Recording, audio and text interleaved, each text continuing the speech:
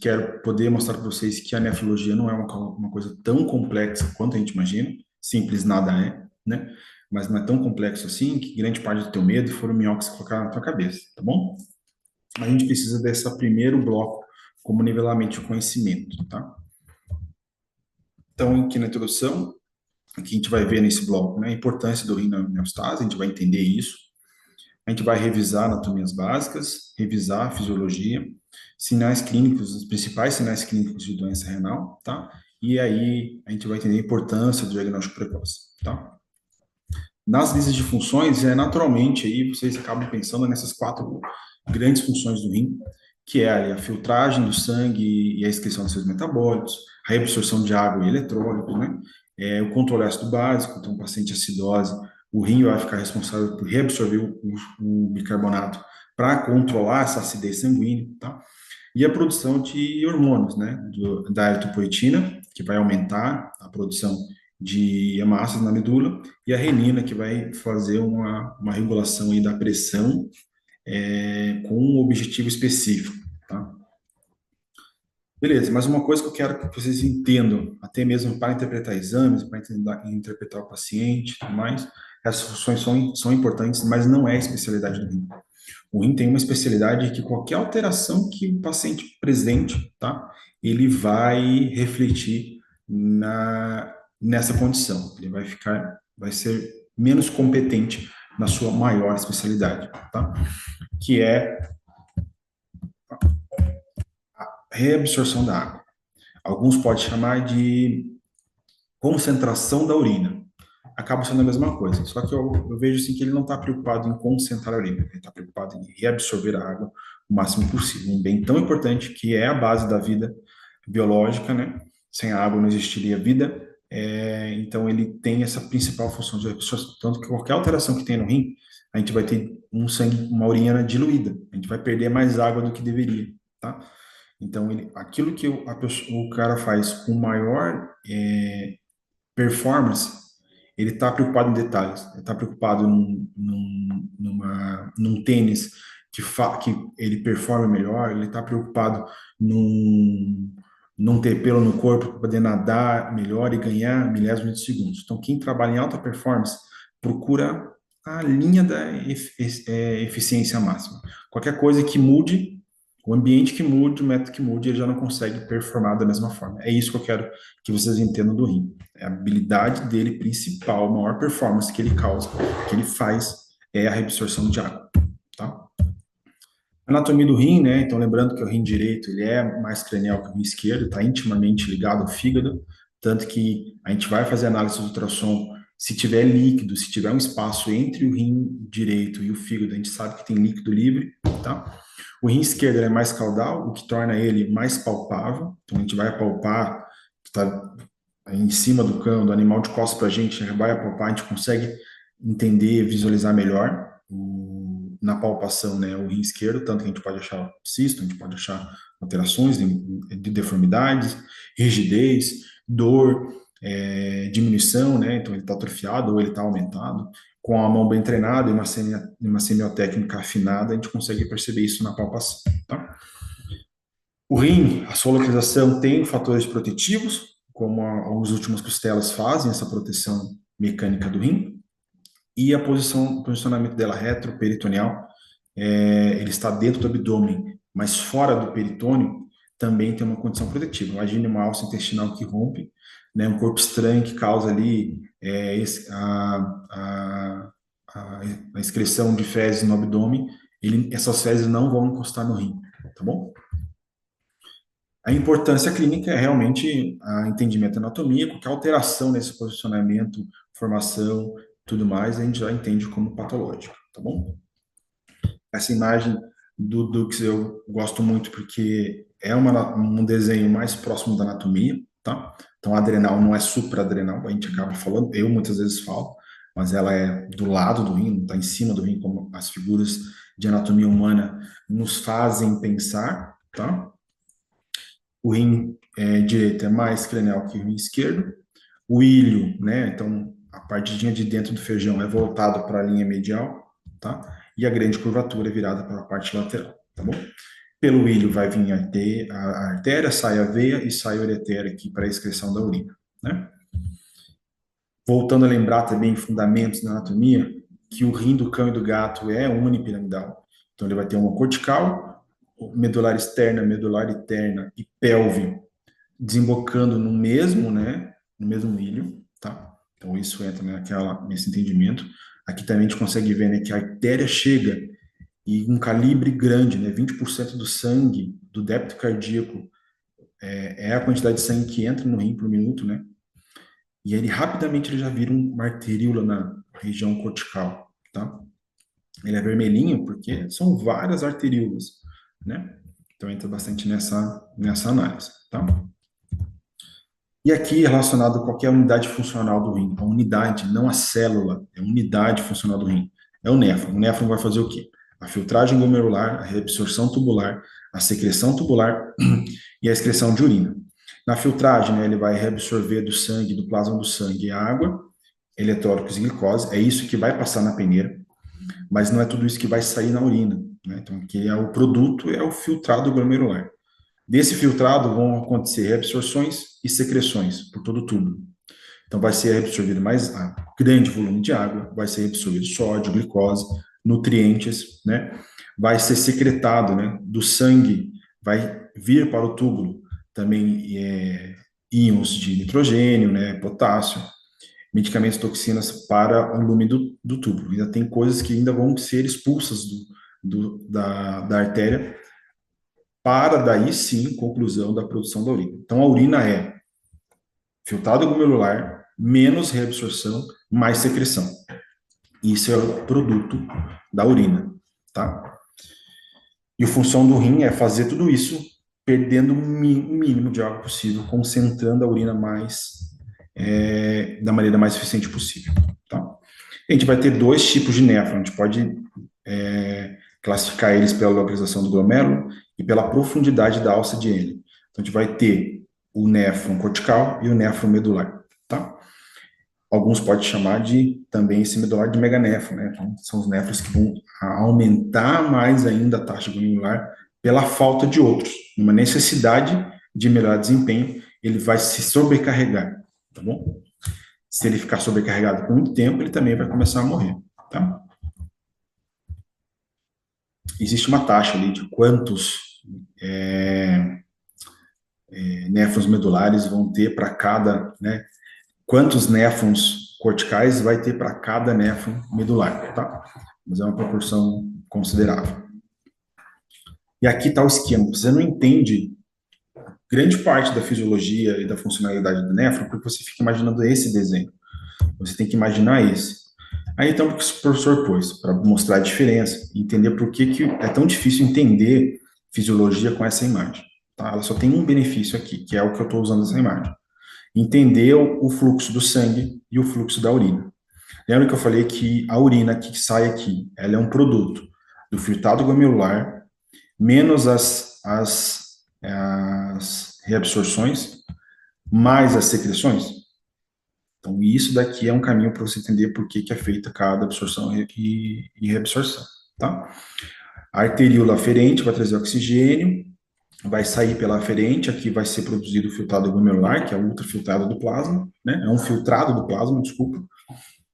E esse arteríola aferente, ela vai permear intimamente por todo o néfron, tá? E aqui vai ter reabsorções e secreções, mas lembre, no final sai veia renal.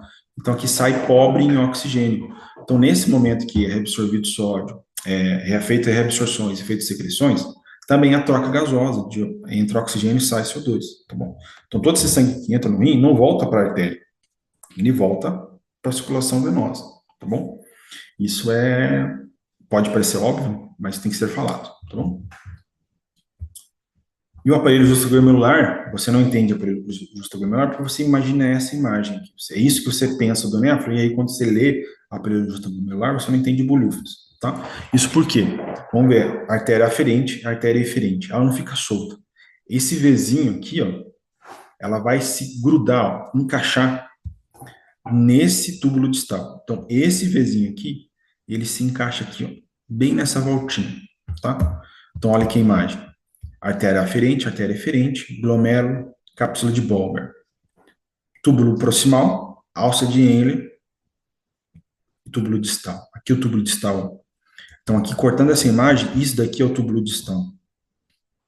Tá? Lembrando, né? Artéria aferente, artéria eferente. Aí ela vai intimamente ligada pelo néfron. E ela vai ficar fazendo essas trocas gasosas e vai reabsorver todo o CO2 e vai sair venoso. Olha aqui, ó.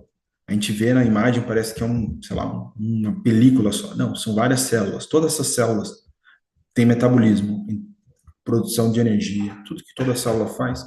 E quem alimenta todas essas células, né, é a artéria. Por isso que sai sangue venoso, tá bom?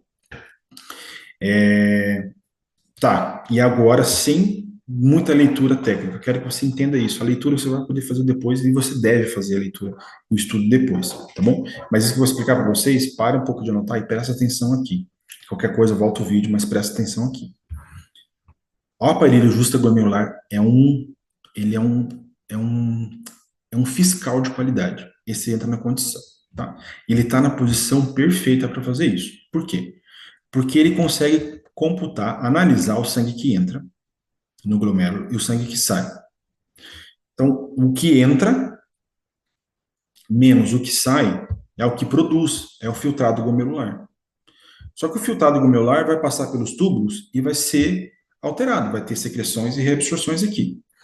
E aqui, o líquido que passa por dentro dessa luz aqui, ele vai ser essa diferença, tá? Então, o que a justa glomerular faz? Ela vê o sangue que vem, vê o sangue que sai.